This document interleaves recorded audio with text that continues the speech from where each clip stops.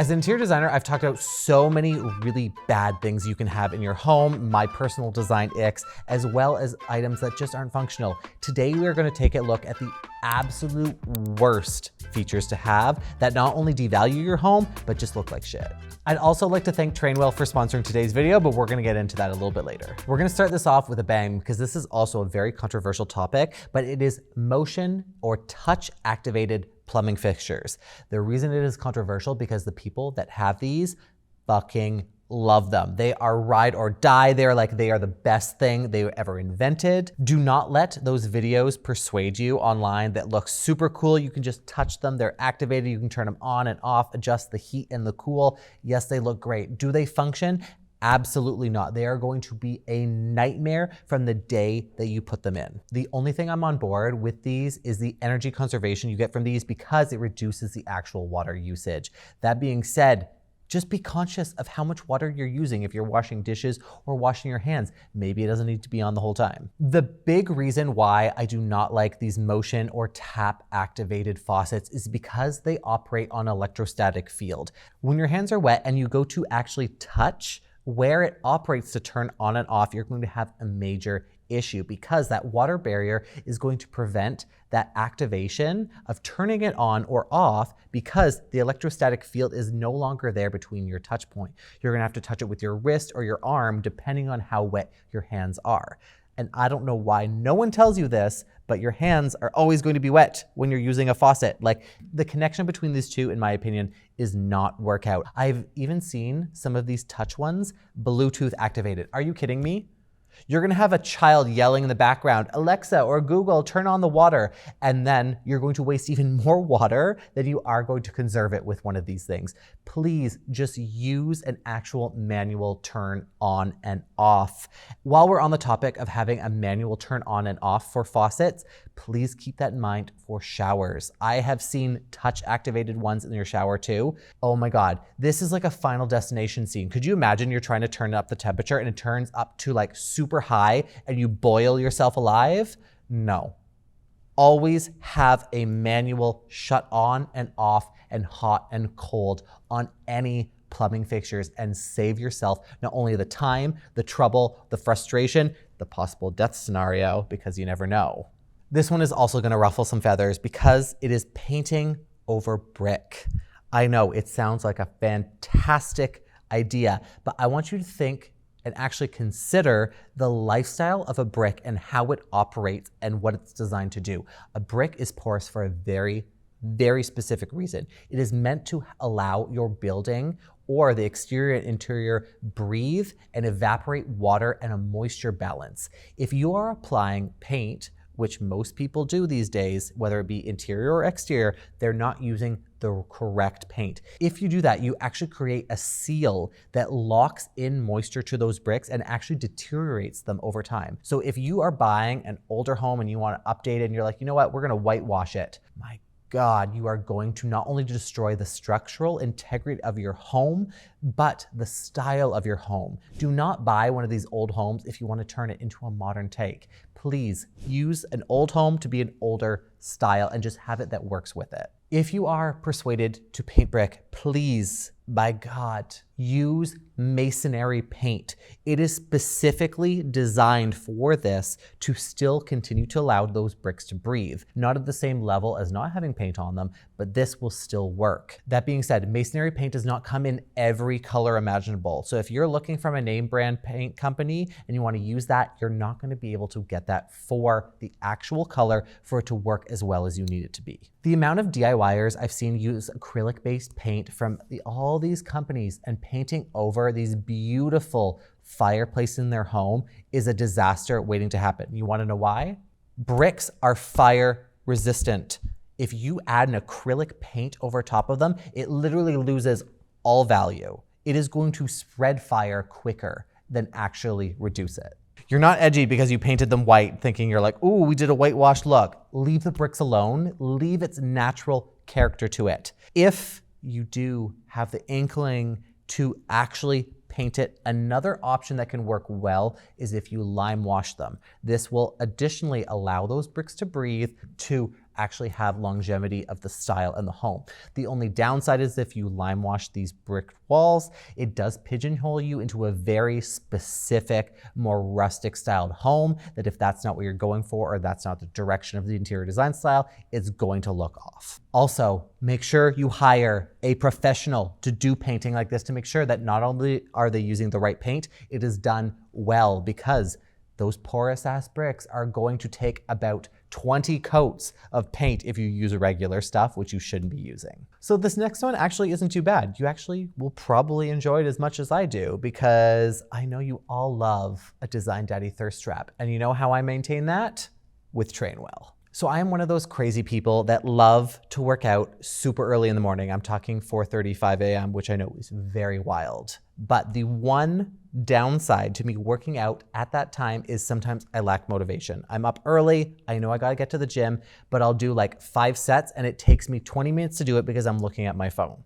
Trainwell has kept me on track to actually reduce the amount of breaks that I have and keep me focused so I get my full workout done. I actually feel really good. And the greatest thing about it is that I am not taking as many breaks. It tells me how many breaks I can take and I don't get to fight it. It's tracking everything. One of the greatest things about Trainwell is that they match you up with a personal trainer that will customize a workout to what you and your specific needs require. For me, I sit a majority of the day at my desk working on designs for my clients. The downside is that my glutes are super weak. I want a shelf. I want a shelf of a butt.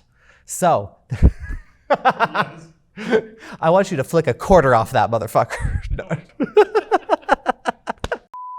And for me, that is one of the areas that I trained the least. So we really focused on creating a workout routine that really put glutes and lower body strength as a priority compared to what I was doing before, which was just upper body. I think I'd have to say my favorite feature about Trainwell overall is the flexibility of not only the workouts, but how you do your workouts. Each workout will come with a very specific routine and actual motion and weight that you can do it with. What's great is that you can customize the weight, the amount of reps, but also the equipment that you're using. Let's say you're only doing a gym workout and you have readily available equipment, or if you're doing a home workout and you're limited to bands or certain actually exercises and equipment that you have, you can make it work exactly how you can to the workout to make it not only flexible, but customizable to you. You're not stuck with only doing a certain workout because there's equipment that are required. I've been using Trainwell for 4 weeks now, and the biggest improvement is not only my quality of life of moving more fluidly, but understanding all the movements from my lower body. Because now that my glutes are strong, my knees are strong, and your daddy likes to go out dancing pretty late some nights. So I wanna make sure that my knees the next day are actually in good condition because we're not getting any younger. The most convenient part is the chat you can have with your personal trainer to let you know that maybe you're changing your goals, you need to adjust something. They also check in on you after every workout to see if there's any changes or modifications that need to be made so you get the best workout. Check out the link in my description to get 14 days free with Trainwell with your own personal trainer. And at the end of this video, I'll have a little surprise for you too. Now let's get back to the task at hand because that could get really out of control. Next on the list is motion activated LED. In theory, this sounds like a fantastic idea. I'm sure you have seen those ads of like under your bed, under the vanity cabinet, in a closet, in a hallway.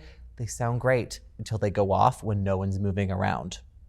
Did you think about that? We all have ghosts in our homes, and I bet you anything, they're going to activate it and play so many games with you on this.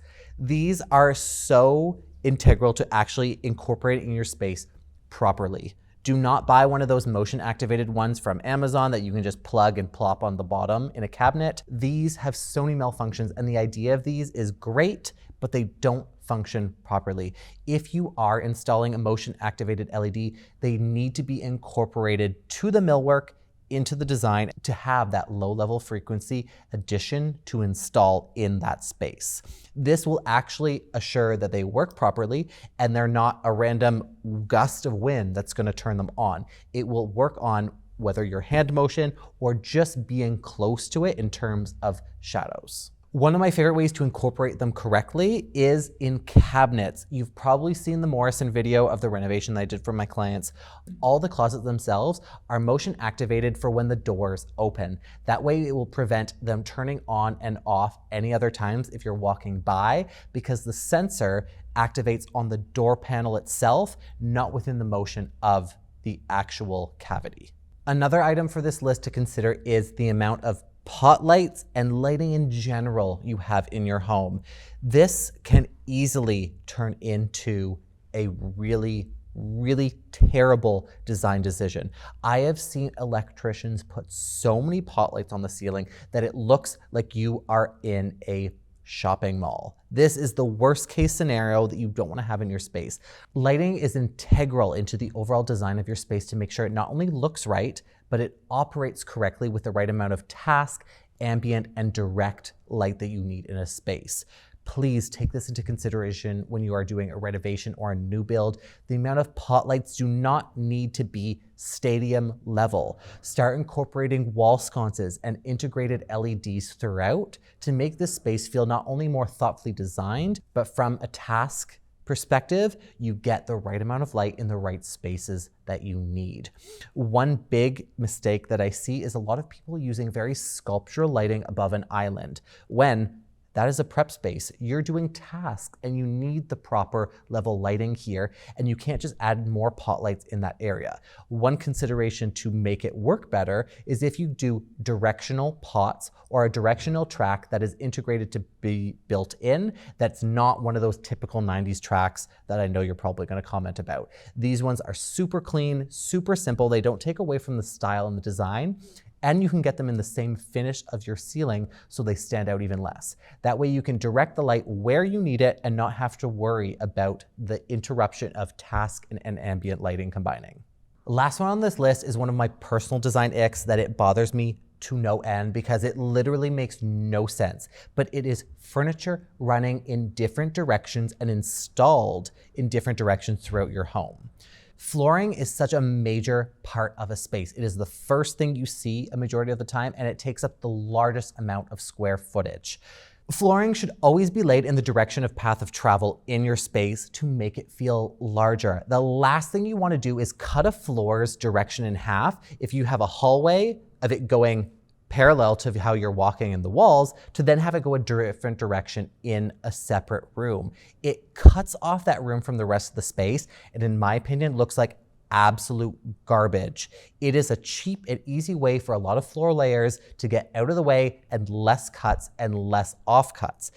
Always make sure all of your flooring is running in the exact same direction from your entry point to make it look clean and consistent and make your space feel and look bigger. Honestly, I could probably keep going because there's a lot of other really terrible design elements to have in your home. So please let me know in the comments below if I need to continue this as a series as well. Thanks again to Trainwell for sponsoring today's video, and make sure to click the link in my description to get 14 days free with your own personal trainer. As always, thank you so much for watching. If you haven't already, make sure you subscribe to my channel and like this video. And you can also follow me on Instagram and TikTok and Mr. Phoenix Gray to see all my daily tips and tricks. You can also see, my OnlyFans account and my shirtless selfies. I'm just kidding. There's just shirtless photos. There's no OnlyFans. The only fan I had is the fan that's in my bedroom, and it's Dyson. And because you were all so patient, here's the little surprise just for you. I know you were waiting for it. I have no shame, clearly. If you're ever second guessing yourself, just ask, what would Design Daddy do? Take shirtless selfies and work with Trainwell.